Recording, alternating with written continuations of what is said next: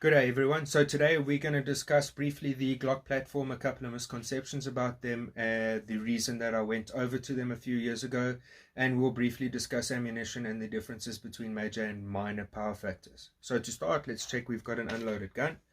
Magazine is empty, chamber is empty, and hearing that click brings me to my first point, and the biggest misconception that I believe people have about the Glocks is the trigger. The trigger, I truly believe, is actually advantageous in competition because it gives me the opportunity to be a little bit more aggressive on how I prep the trigger to shoot. And secondly, gives me the opportunity to be more aggressive on how I manipulate the trigger, either getting into a position and or in between transitions. The next thing that I found out once I'd started shooting the guns ultimately was the fact that they're lightweight. I enjoy the fact that they're lightweight, and I haven't got any additional weight on the gun, as you can see. I think that the lightweight helps be a little bit more efficient or fast in my manipulations, whether it's coming out the holster or in between transitions. The light gun definitely helps me out there.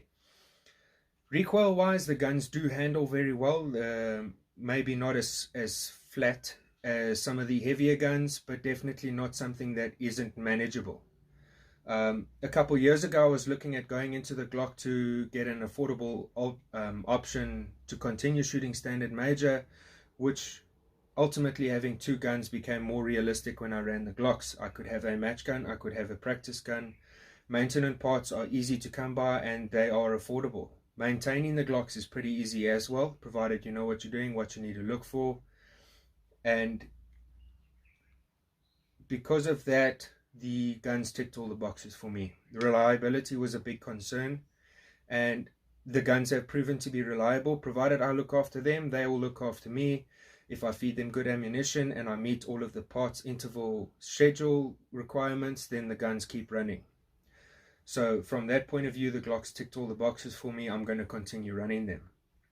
The next thing we're going to discuss briefly is ammunition. I've always exclusively run a 180 grain projectile because I believe it gives me the best velocity range for IPSC standard major power factor of between 990 and 1010 foot per second. 200 grain bullets, I've never really had the interest or the inclination to try running them. I don't believe that the costs of that projectile are going to give me any significant gains or performances out of the gun that the 180s aren't already offering me. So I'll continue running the 180 grain projectiles. That's the one that I enjoy the most. It works. The velocity is good, the accurate, no issues there. The next thing we'll discuss is the propellants. In South Africa, we normally run the locally produced SOMChem range of powders, typically MP200, MS200 or S121. Where MP200 is the slowest of those three variants, MS200 falls more or less in the middle of that range, S121 being the fastest propellant available to us. However, over the past few months or year, supply from SOMChem has become a big issue, and imported powders have therefore become a necessity rather than a choice. So I've personally tried running some Hodgdon tight group through the guns. It works well. I did notice the gun gets hot fairly quickly with it. It is a fast burning powder, but it does work well. I've tried Vidavuri N330, which I was very happy with. It seems to have burn rate characteristics similar to MP200, but it is far less sensitive to altitude and temperature variations that I experience with SOMChem. It's consistent, it runs clean. I was very happy running the Vidavuri. I know of a few guys that have been running the Hodgdon CFE pistol and already running probably the most affordable imported propellant from called Lovex.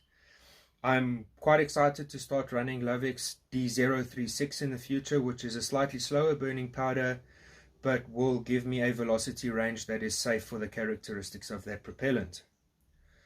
The last thing that we're going to discuss is the differences or the reasons for major versus minor scoring, and I think for as long as major power factor exists in standard division, it will make the most sense.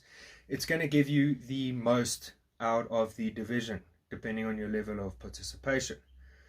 The points accumulation when you're shooting major power factor versus minor can add up quite quickly in favor of major power factor, and ultimately your biggest differential in the division apart from the shooter is going to be major versus minor power factor, and ultimately you're going to get the most out of the division shooting major power factor. At the end of the day, I hope this video helps you guys. If you have any questions, please feel free to pop me a message. I will answer them to the best of my abilities. Other than that, stay safe. We'll see you on the range soon. Thanks a lot, guys.